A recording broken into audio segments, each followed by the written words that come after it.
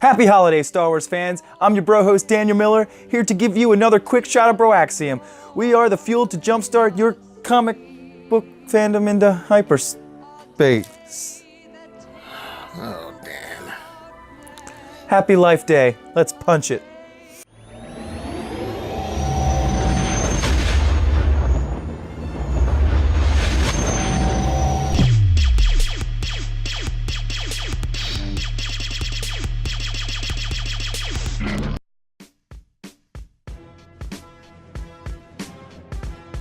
Okay everyone, on shelves today we have Han Solo, Imperial Cadet, issue number 2. Now last we left Han, he wasn't feeling the Academy, and he decided to boost a TIE fighter and get his ass the hell out of there. Now during his joyride, we find out that Han has got some seriously awesome flying skills, like we already knew that, but his flying basically killed two birds with one stone.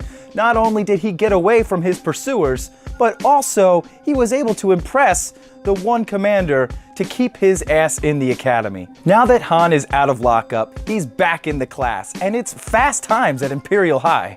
Bets are already being made about Han's return, but they're already lost. Han is back, and it's been about a fortnight, and there's already a ranking system going on in the classroom. Han needs to fly his way up to the top. His name is starting to reveal itself to be most fitting, as he has to work with others in the class and failing badly at it. But whether or not he's good at playing with others, he will always risk his neck to save another one's life. This issue really shows us the reluctant good guy that we know Han Solo to be. Always saying he's not down to help, always saying that he'd rather be looking out for himself, but really when it comes down to it, Han's always willing to help and always will. Now the next up in the Age of Republic series is Darth Maul number 1. Like the earlier Darth Maul series, this one has Maul with an impatience to kill Jedi. So he focuses on the next best thing. He finds a local thief in Coruscant who has a touch of the Force. Who had a touch of the Force. You'll see. Now this issue gets a bit deep with Maul's violent nature and the need to temper it. Now, this might make some people more sympathetic to the Sith as we learn more about past battles and Jedi atrocities from the Sith's point of view. While learning more on patience from his master Sidious, Maul has a vision, and in that vision, he starts to learn what his true nature is. A Sith. A wielder of the dark side. Whoa, Chris! Whoa, hey, dude, it's the holidays, man. Ooh. Damn. I apologize, man. I apologize. Anyways, another great issue. Now, I'm going to pass it over to my bro host, Dan.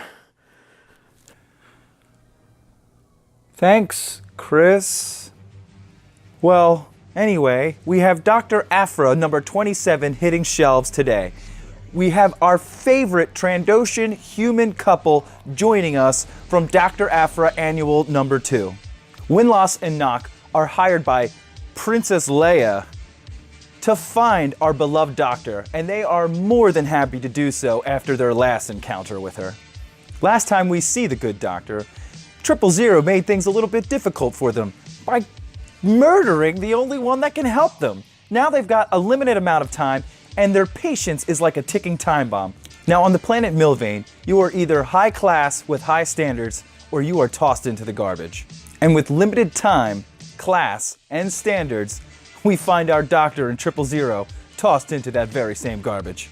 Once in the lower levels of this city, they find some unlikely help from a little girl and her pet. Wait till you see this thing, guys. Now at the end of this issue, we find our duo running into an old enemy and an old friend that we all love. And thanks again for joining us for another quick shot of BROAXIUM here at Atomic City Comics. And don't forget, every weekday on our Instagram only is our short answer series where we talk about the stupid, the craziest Star Wars rumors and theories from past and present. And I also want to give a shout out to the Do Back Discussion Network. I had the pleasure of being a guest on there with Jason Ward from MakingStarWars.net. Oh yes, the Do Back Discussion Network, where they've had you on a couple of times. They've never, ever asked if I wanted to be on there. Just this guy. I mean, who am I, right? I'm not hurt, fellas. It's okay. May the Force be with you. Whatever. Please make sure to like, subscribe, and follow BROAXIUM on Instagram, Twitter, Facebook, and YouTube. Also, if you're looking for a Star Wars group free from toxicity and hate and full of positivity, please make sure to check out the Alliance of Star Wars Fanatics on Facebook.